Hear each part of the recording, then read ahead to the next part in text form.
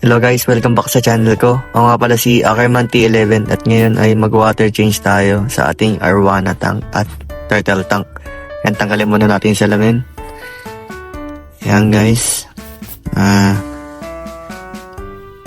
Lagyan na natin yung ating ang tawag dyan, siphon. Yan, usod na natin na paunti-unti yung shell kasi lahat ng tayo nandun. Lahat ng poops ng fish na sa ilalim na shell. Nakatulong yan sa aking shell na yun para hindi kumalat yung tae. Ayun guys, yun yung tubig ang itim. Puro tae. So yan. Isang timba pa lang babawas natin. Yan siya guys. So, yan. Natanggal na natin lahat ng tae guys.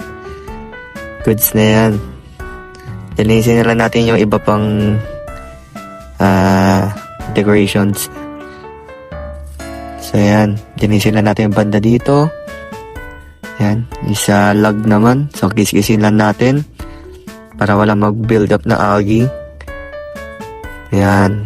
Yan natin kinikiskis guys kasi yan, tinayo ko muna. Kasi di nalilinis ng ano to janitor fish or pleco dahil nakalapag dun yung decorations. Yan guys, ay balik na natin. Doon tayo sa kabilang side mag-scrub. Yan. Ito guys, yan. Sinisipon lang natin ulit kasi tumain na naman. Tuwa tayo, Oscar guys, kahit naglilinis ako. Yan. Scrubin lang natin mabuti. Kinamay ko na kasi ang hirap. Yan. Kailangan malinis para wala nag-build up na algae. So yan, ditong sa side naman. Yan. Then lumabas yung catfish ko guys. Tinamaan ko kasi ng pang scrub kaya lumabas siya guys. So yan guys, kakasama sila lahat. Yan. Last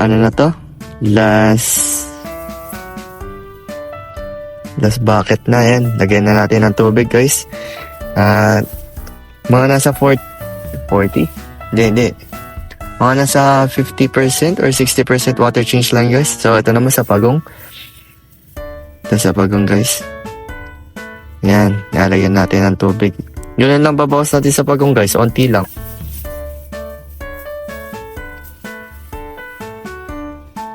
Yan. Pinawasan ko ulit guys ng onti kasi tumain na naman. Tumain na naman yung alaga nating Oscar. So ito guys, ini-scrub ko yung salamin ng sa turtle. Para matanggal yung parang watermarks pero bumabalik din niya kahit anong gawin ko. So ayan guys, sinisipon lang natin ulit ng onte dahil tumae yung Oscar natin.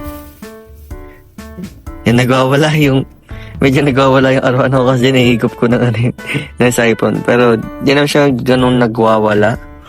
Like na ano lang siya, natatakot lang. Kaya nasa gilid siya palagi ngayon. Ayan guys. Yung Arowana tank natin medyo mapupuno na. So pag malapit na mapuno guys, pinupunasan ko na ng basahan na alam niyo pampunas ng salamin sa kotse. Yan yung pinapupunas ko para malinaw guys. Yan. Tapos na siya. So nilalagyan na natin sa turtle. Nalagyan ko na din niya ng So pagkatapos natin linisin yung tank, syempre papakainin natin sila kasi naging mabait sila, hindi sila yung tumatalon tulad ng ibang isda, mahirap linisan. So sa turtle din ganon, nilalagyan ko din. Yan sila guys. Di na ayaw pumanik. So yan yung Arowana guys. Yan. Guys, so ito, pumunta na yung mga turtle. So yan guys, yan yung kumakain. Kumakain yung Arowana guys. Di na siya stress. Di na siya natakot guys. Siya yung lumapit sa siphon Di ako nakatingin na nag-siphon ako. Nakita lang na nag-video na hinihigop. So ayun lang guys. Don't forget to like and subscribe and pa-share naman. At pa-hit ng notification bell para ma-update kayo pag mag-upload ako ng bagong video guys. Yan. So abangan nyo yung susunod kong video guys. Hint lang, Pagtas yung video namatay yung ilaw ng turtle ko. So yun lang guys, bye!